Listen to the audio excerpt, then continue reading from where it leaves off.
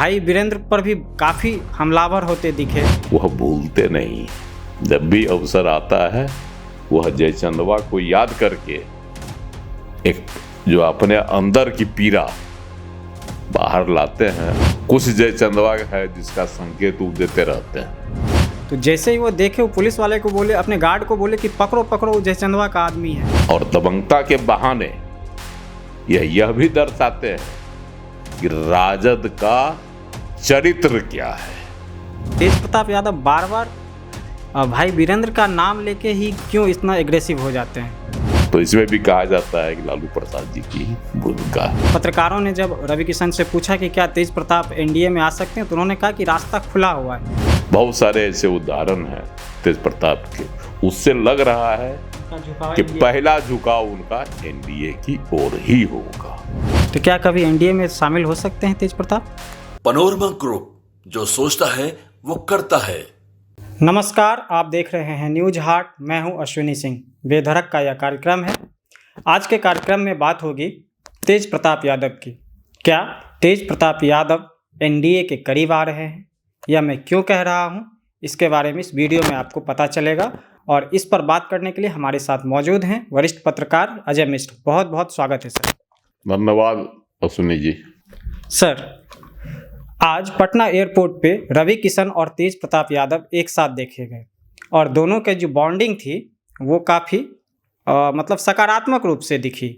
इस घटना को आप कैसे देखते हैं? देखिए, तेज प्रताप यादव लालू प्रसाद से अलग है न, खुश भी है। आज उन्होंने कहा था कि अच्छा हुआ कि इन जयचंदवों के कारण हमको पार्टी से अलग कर दिया। अब हम जनता के बीच, परिवार में नहीं है लेकिन जनता के बीच, तो खुश भी है। और चुनाव में रमे हुए, खुद भी महुआ से चुनाव लड़ रहे हैं, विधानसभा क्षेत्र से मतदान भी हो गया है ना, वहाँ पहले चरण में था, तो सब कुछ हो गया। और तेजस्वी यादव वहाँ प्रचार करने भी गए है ना, भारी भीड़ भी जुटी है तेजस्वी यादव की सभा में। तेज प्रताप तो वहाँ लगे हुए है। ये 2015 में हुआ, वहीं से जीते थे पहली बार विधानसभा चुनाव, विधायक बने। लेकिन 2020 में उनको हसनपुर विधानसभा क्षेत्र भेज दिया गया, और वहाँ से वह जीते भी है ना। लेकिन 2025 में वह अड़ गया कि हम लड़ेंगे महुआ से ही, और महुआ से लड़ भी गए है ना, वोटिंग भी हो गई। तो पारिवारिक तौर पर जो है बहुत ज्यादा दूरियां बढ़ गई। और वह जो है जयचंदवों पर ही आरोप लगाते हैं। जयचंदवा आप किसको कहते हैं है ना, कौन है उनका 5 गो जयचंदवा? नाम तो खोलते नहीं है, लेकिन कुछ जयचंदवा है जिसका संकेत वो देते रहते हैं है ना। जैसे अभी कुछ दिन पहले आया था कि जहाज में देख रहे थे, जो बस से जा रहे थे पटना एयरपोर्ट पर अपने हेलीकॉप्टर में सवार होने के लिए, तो उनको दिखा दिया था। तो दिखाया तो देखे तेजस्वी यादव भी थे, तो देख लिए, बोले ठीक है, अरे जयचंदवा भी है ना वहाँ। तो वहाँ तो क्लियर हो गया था कि जयचंदवा किसको कहते हैं, कौन तेजस्वी यादव के साथ था है ना। लेकिन अन्य जगहों पर जब वो कहते हैं तो पता नहीं चलता है कि और कौन 5 गो है। एगो का तो उस दिन क्लियर हो गया, बाकी 4 अभी तक खुला नहीं। 4 अभी तक खुला नहीं है कि कौन है ना। तो उसमें तो साफ क्लियर दिखाई पड़ा कि उनके साथ कौन था। संजय यादव थे, उनका नाम तो खुलासा हो गया। संकेत में नाम जो है तेज प्रताप यादव ने नहीं लिया, अभी तक नाम नहीं लिया अभी तक किसी का। लेकिन जो बोले और जो देखे, तो उससे एक का तो खुलासा हो गया, लेकिन ये 5 गो कौन है, 4 गो अन्य, इसका खुलासा उन्होंने अभी तक नहीं किया। लेकिन जयचंदवा का राग वह भूलते नहीं। जब भी अवसर आता है वह जयचंदवा को याद करके एक जो अपने अंदर की पीड़ा बाहर लाते हैं, और कहते हैं कि जयचंदवा के कारण ही हमको जो है परिवार और पार्टी से अलग किया गया। लेकिन इस बार विधानसभा में 44 सीट पर उम्मीदवार उतार दिए। नई नई पार्टी बनाए हैं और उसके बाद 44 सीट पर चुनाव लड़ रहे हैं, तो स्वाभाविक है कि इतना बड़ा दुस्साहस तेज प्रताप यादव कर रहे हैं राजनीतिक तौर पर। तो आखिर इसके पीछे कहाँ है, कौन सी ऐसी शक्ति है, इसको तो लोग ढूंढ रहे हैं। हालांकि शक्ति अभी खुलकर सामने नहीं आई। कौन है ऐसा छुपा रुस्तम जो तेज प्रताप को जो है हवा दे रहा है ना। लेकिन बहुत तरह की बातें हो रही है ना। जैसे शुरू में राजद के लोग ही कहते थे जनसुराज को कि भाजपा की बी टीम है ना, लेकिन जिस तरह से प्रत्याशियों का जो है चयन और नामांकन करवाया प्रशांत किशोर ने और जो मतदान हुआ, उससे तो साफ लग रहा है कि इनके टारगेट जो है प्रशांत किशोर का दूसरा कोई दल नहीं, महागठबंधन नहीं, उनका टारगेट एनडीए था और एनडीए को ही वह हराने के लिए चुन चुन कर प्रत्याशी दिए हैं। लेकिन पहला फेज में तो वोट कटवा साबित होकर रह गए, बहुत हानि नहीं कर पाएंगे। अब आगे का दूसरा चरण में देखिए क्या वो करते हैं। सर, हम तेज प्रताप के बारे में इसलिए बोल रहे थे कि आज वजीरगंज में वो सभा कर रहे थे, तो उस सभा में कोई एक व्यक्ति था जो हरा रंग का गमछा लपेटे हुए था। तो जैसे ही वो देखे, वो पुलिस वाले को बोले, अपने गार्ड को बोले कि पकड़ो पकड़ो, वो जयचंदवा का आदमी है, अगर उसको तुम नहीं हटाओगे तो हम पुलिस से बोल के उसको हटवाएंगे। वहीं दूसरे तरफ भाई वीरेंद्र पर भी काफ़ी हमलावर होते दिखे, और इधर विजय सिन्हा वाली जो घटना थी लखीसराय पर, उस पर वो बड़ा चुप्पी साधे हुए रहे। तो इन सब घटनाओं को आप कैसे देखते हैं? देखिए, ये बात जो है, आपने जो प्रकरण बताया हम पहले भी बताया है कि जयचंदवा के नाम पर किस तरह से वो भड़कते हैं। कहना तो नहीं चाहिए, लेकिन एक जानवर है, लाल गमछा देखता है ना तो भड़क जाता है। तो ये स्थिति है इनकी। बताइए, इतना ही क्रोधित हो जाते हैं, मेरा कहने का ही आशय है ना, उदाहरण देने का, इतना क्रोधित हो जाते हैं हरा गमछा देखकर कि यह आपे में नहीं रहते हैं। और गया जी के जो है वजीरगंज के चुनाव में गए थे अपने प्रत्याशी का प्रचार करने, वहां इनको सभा में जो दिखाई पड़ गया है वो हरा गमछा लहराते हुए, है ना। तो ये जो है एकदम आग बबूला हो गए, कहने लगे पकड़ो पकड़ो पकड़ो, कौन है वो? जयचंदवा पार्टी का, जयचंदवा की पार्टी का, पकड़ो उसको, जयचंदवा का आदमी है। तो उसको भी कहा कि तुम निकलोगे कि हम पुलिस को भेजें, पुलिस से पकड़वा दें। तो ये जो है एटीट्यूड बताता है कि किस तरह से दूरियां बढ़ गई है राजद से तेज प्रताप की, है ना। इसीलिए वह जो है कई अफसर जब भी आता है तो वह बाज नहीं आते हैं। भाई वीरेंद्र वाला प्रकरण जो हुआ कल मतदान के दौरान, वो जो है एक पुलिस अधिकारी को धमकाने लगे, तरह तरह की बातें बोल दिए, है ना। और जाति सूचक शब्द का तो प्रयोग करते हैं किसी के लिए, उनके लिए कोई नई बात नहीं है ना। विधायक है इतने लंबे समय से।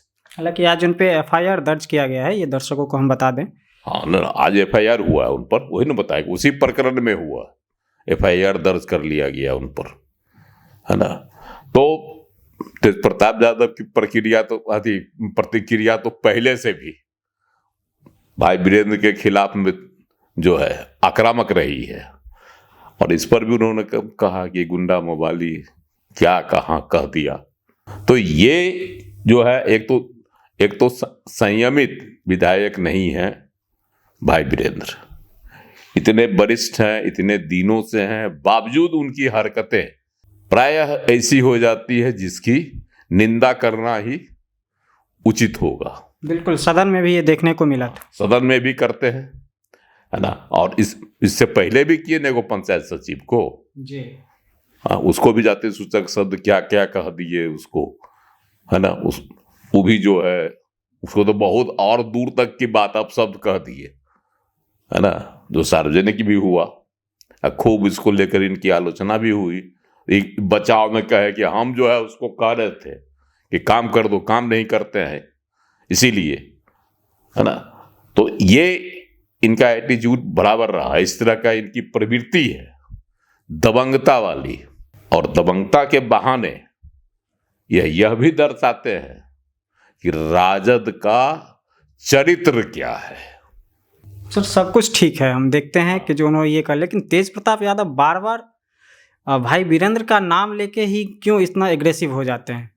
देखिए, भाई वीरेंद्र पर एग्रेसिव होने का कारण है, कहीं न कहीं तेज प्रताप को लग रहा है कि हमको घर से भगवाने में भाई वीरेंद्र की भी तो भूमिका नहीं है। तो ये संदेह होगा या कहीं से उनको ऐसा लगा हो, आभास हुआ होगा पारिवारिक तौर पर, क्योंकि भाई वीरेंद्र जो है लालू प्रसाद के परिवार से बहुत अभिन्न तौर पर जुड़े हुए हैं पहले से, है ना। और वह जो है लालू प्रसाद के चहेते विधायक हैं। तेजस्वी यादव उनको उतना पसंद नहीं करते हैं, है ना, लेकिन लालू प्रसाद जी उनको ज्यादा पसंद करते हैं। और लालू प्रसाद की यही खासियत रही है, वैसे ही लोगों को पसंद करते हैं, चाहे अपने इर्द गिर्द रखते हैं। जो राजद के जो चरित्र है, जिस पर बराबर इस चुनाव में कटाक्ष किया जा रहा है, सबसे अधिक जोर दिया जा रहा है ना, जंगल राज। जो जंगल राज की तस्वीर होती है उसमें जो प्रवृत्ति होती थी, तो वो प्रवृत्ति के लोगों का जो है क्या कहते हैं, लालू प्रसाद ज्यादा तरजीह देते हैं। टिकट नहीं देना चाह रहे थे बहुत लोगों को तेजस्वी यादव, और उन्होंने कहा भी था कि जी हम जिनके यहाँ पिछड़ गए हैं, मतलब लोकसभा चुनाव में जिसके क्षेत्र से राजद प्रत्याशी पिछड़ गए, जिन विधायकों के क्षेत्र से, उनको जो है टिकट नहीं देंगे। लेकिन लगभग सबको मिल गया, क्योंकि सब दबंग चेहरे ज्यादा थे, है ना। इसीलिए हालांकि मनेर से नहीं पिछड़ा था राजद प्रत्याशी, लेकिन दानापुर से पिछड़ गए थे, मिसाबार से पिछड़ गई थी, तो वहां फिर भी रीतलाल यादव को जेल में बंद है रंगदारी 50 लाख रंगदारी मांगने के मामला में, और तब भी उनको टिकट दे दिया गया। तो इसमें भी कहा जाता है कि लालू प्रसाद जी की भूमिका है। अब आते हैं सर, जो पटना एयरपोर्ट की जो घटना थी, रवि किशन पूरी मतलब तारीफ करते नजर आए तेज प्रताप यादव का।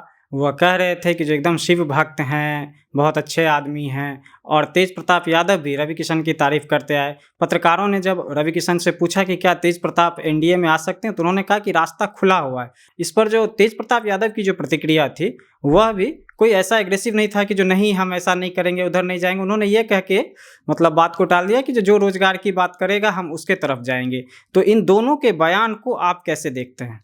देखिए, पटना एयरपोर्ट पर संजोग था, मुलाकात हो गई, है ना। फिल्मी स्टार है, सांसद हैं भाजपा के रवि किशन, तो स्वाभाविक है मुलाकात हुई तो कुशल क्षेम हुई, एक दूसरे में बड़ा जो है क्या कहते हैं सहमिलता की बात दिखाई पड़ी। तो रवि किशन जी से पूछा गया, रवि किशन जी ने साफ कहा कि भाई ये भी शिव के भक्त हैं, हम भी शिव के भक्त हैं, भाजपा में शिव भक्तों की जो है ना पूरी इज्जत है। तो ये, और जब तेज प्रताप से पूछा गया तो बोले कि इसमें क्या हर्ज है, रवि किशन जी भी टीका लगाते हैं, वो भी शिव के भक्त हैं, हम भी शिव के भक्त हैं, तो क्या दिक्कत है ये। तो इसलिए दो शिव भक्त एक साथ हो भी सकते हैं। कहीं इसका ये मतलब तो नहीं निकाला जा सकता है कि कहीं सर भाजपा जो है सो पीछे से पीठ ठोक रही है तेज प्रताप की? हाँ, देखिए, इससे एक अर्थ तो निकलता है कि कहीं न कहीं तेज प्रताप के प्रति भाजपा के लोगों की हमदर्दी है, और वह हमदर्दी समय समय पर प्रकट हो जाती है।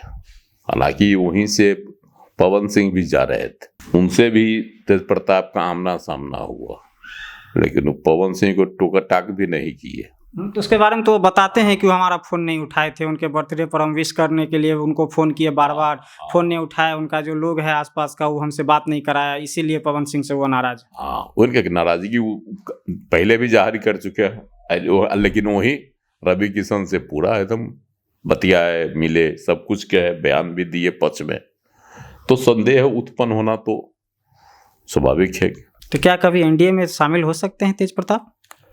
देखिए, अभी कुछ नहीं कहा जा सकता, लेकिन 44 सीटों पर तेज प्रताप जो है जोर आजमाइश कर रहे हैं।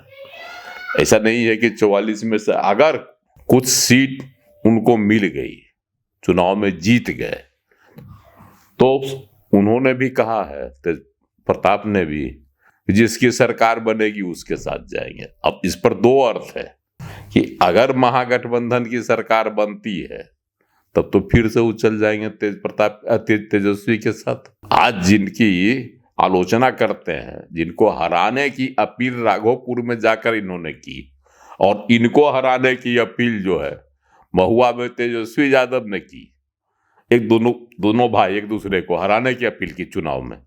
अब कौन जीतता है कौन हारता है वो तो नतीजा बताएगा, लेकिन एक दूसरे को हराने की अपील की। बावजूद इसके तेज प्रताप यादव का यह बयान कि जिसकी सरकार बनेगी हम उसके साथ जाएंगे, तो इसका वही दो अर्थ है, दो अर्थ ही है कि अगर एनडीए की सरकार बनी तो इधर भी तेज आ प्रताप सकते हैं। इधर जाएंगे, और इधर की संभावना ज्यादा है ना, क्योंकि इधर इनको ले लेगा, एनडीए की ओर से ले लिया जाएगा। लेकिन अगर महागठबंधन की सरकार बनी तो तेजस्वी यादव कदापि इनको अपने साथ नहीं लेना चाहेंगे। सरकार बनाने में भी जिनकी आवश्यकता होगी, मतलब इन सीटों की जो संख्या बल होता है वह अगर नहीं पूरेगा और इनके कुछ विधायक जीत गए, तो वह संख्या बल पुराने के लिए भी तेजस्वी यादव इनको, मेरी जो है समझ, इनको नहीं लेंगे। उसका दूसरा विकल्प वो खोज लेंगे। बहुत सारे विकल्प हैं, जैसे सरकार नहीं बनेगी तो मांझी क्या करेंगे, बिल्कुल जितना मांझी भी कूद के उधर चल जाएंगे, है ना। उसके बाद उपेंद्र कुशवाहा का अगर 3 को जीत गया, वो क्या करेंगे, वो भी चल जाएंगे उधर। ये तो इतिहास रहा है।